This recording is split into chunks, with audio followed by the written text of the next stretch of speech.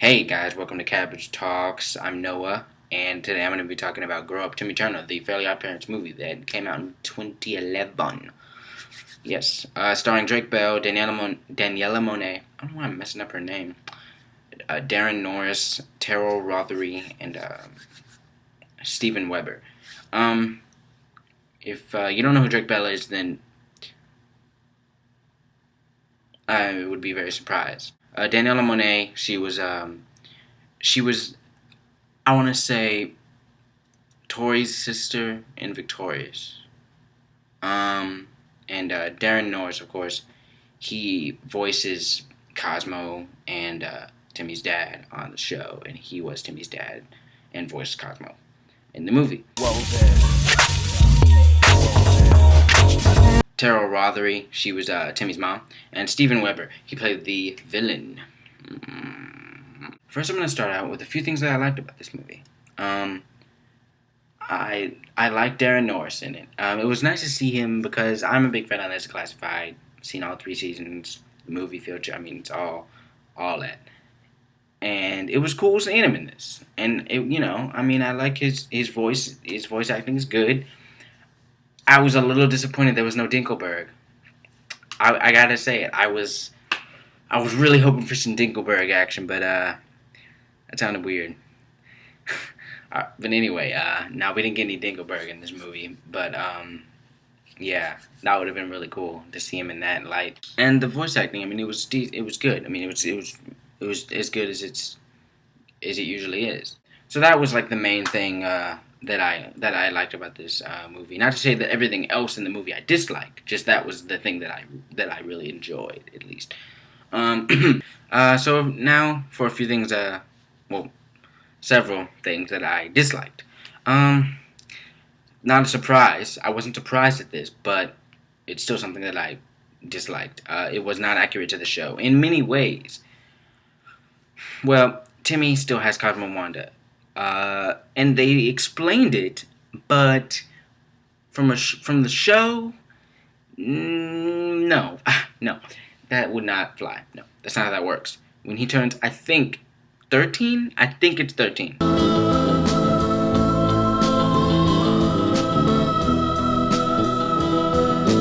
The rules, I mean, in the show, but granted, in the show, the rules, they change, they're kind of altered and they're molded for the convenience of the show. So it happened in the show too. So I can't really blame the movie too much on this kind of plot convenience kind of thing, but the whole basis of the movie is based on a convenience. But I can forgive that. There are other things in this that are a little less forgivable, shall I put it. But before I get to those, I do want to state the 3, I guess, requirements to lose your fairly godparents. There's 1, falling in love. 2, moving out of his parents' house. And 3, just growing up in general, just growing up. So growing up is obviously like, okay, that's the most vague, and that's like, okay, yeah, I buy that, of course, that's fine, that's, falling in love, okay, yeah, but, I mean, I guess Trixie was just a crush that entire time. Moving out of parents' house. Now, I don't remember if there was an episode where Timmy moved out of his parents' house, but I feel like at one point he had to have, like, gotten fed up with his parents and said, I wish I had my own house, or something like that. At some point, which I guess if it was caused by a wish, maybe that doesn't count. I don't know. Like I said, there are discrepancies between the show and the movie, but it happens. It happens. Let me move on. I'm just gonna go through some things that I just disliked, just throughout the movie, and whatever. Chester and AJ. Okay, I'm okay with them growing up. I'm perfectly fine with that. But they're just kind of jerks overall, it seems like, and they're kind of weird and deluded into thinking, girls love us and stuff. It's kind of like, I get it was trying to be funny, but I just was just like, like these are his like best friends through this whole show, and they get absolutely no. They're seen in a bad light at every turn, every single turn. I mean, I thought maybe they'd be like, hey man, why don't you just grow up, man? We had a great childhood together. We were great friends, but come on, man. It wasn't like that. It was like, loser. But they're very static. I mean, throughout the whole movie.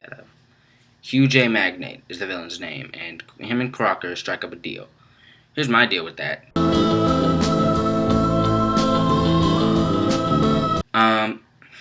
Crocker is crazy. He's not just creepy. He's insane.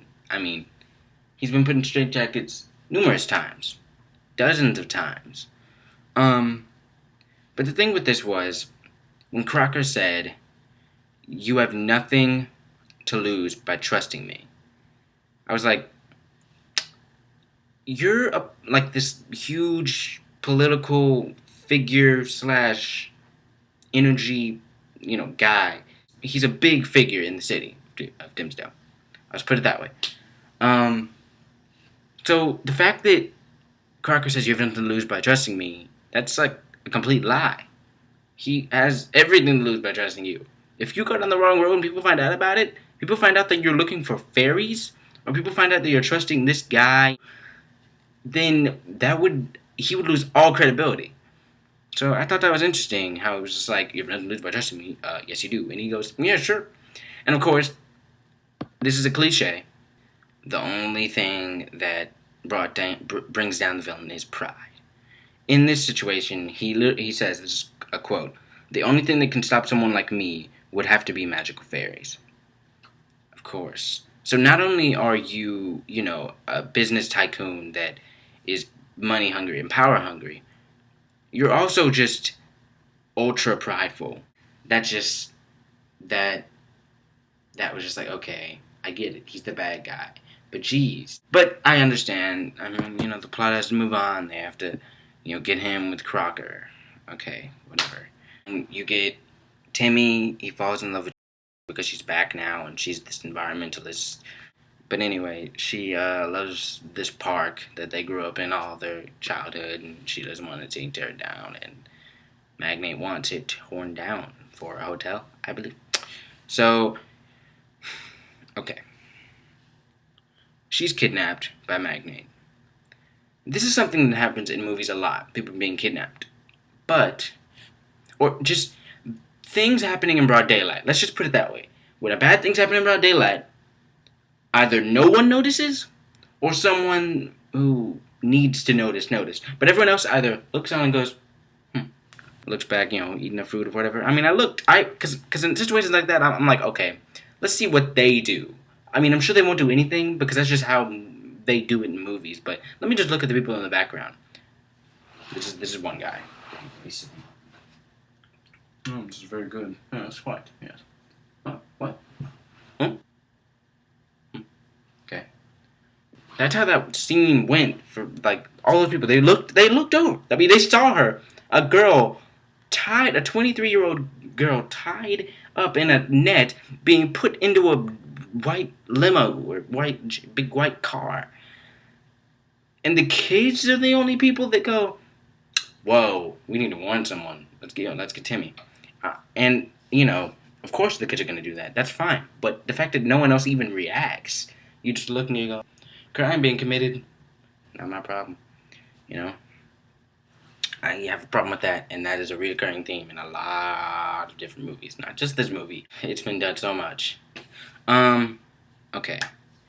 So then, Crocker is able to build this fairy catcher machine. So the only thing really stopping Crocker is just more funding. I mean, to really catch them indefinitely, it's just more funding. I mean, he was never really able to catch them. Not really get them.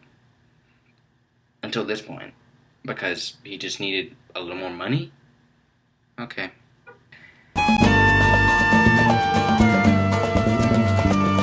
The villain, Magnate, he has Cosmo and Wanda, and also Poof, in like a fairy cage thing where he channels their powers into a remote that he uses. So he wishes for something, he presses a button, and it comes true.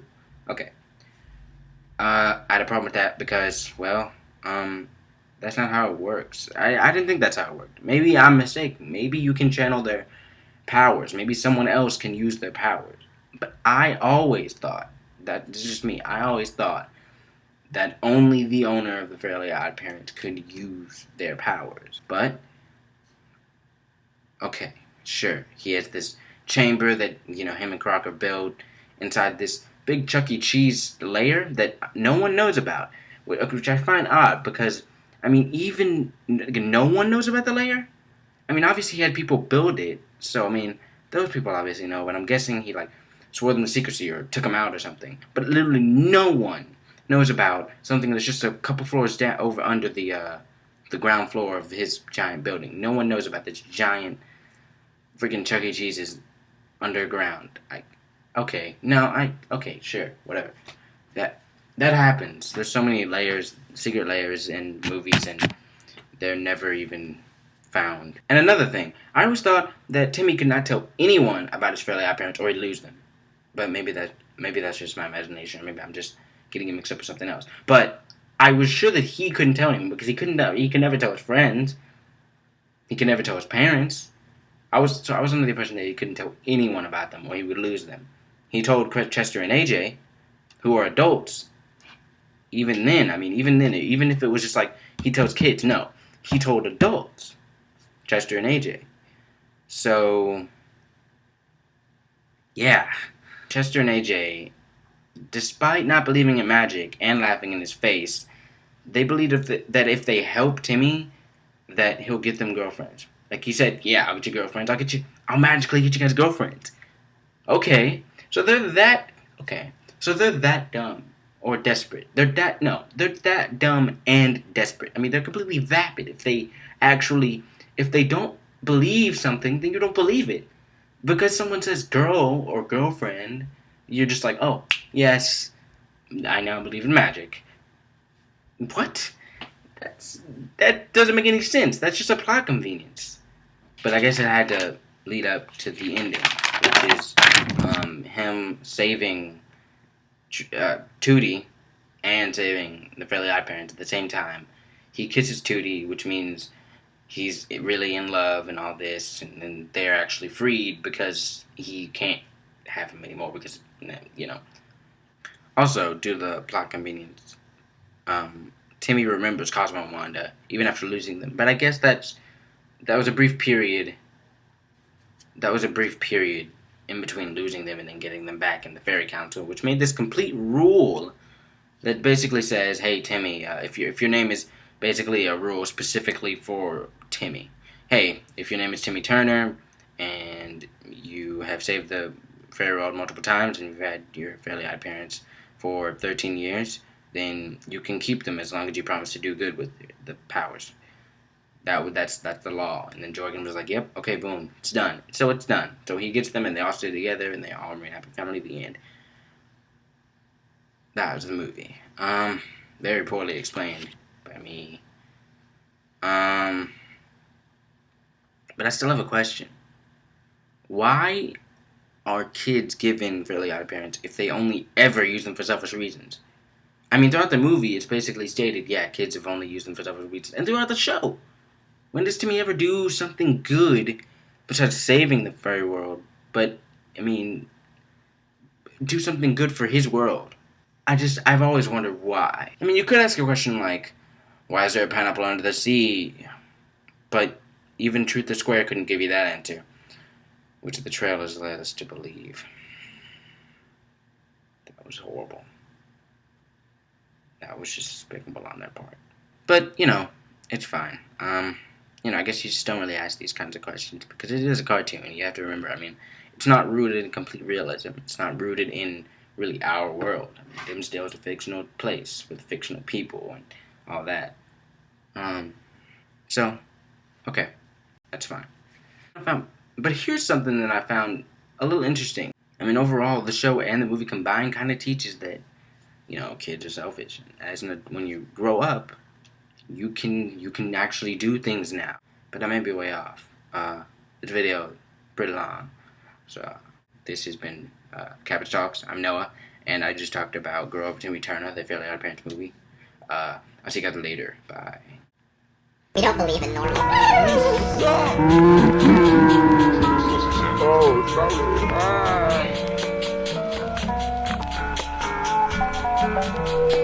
sorry.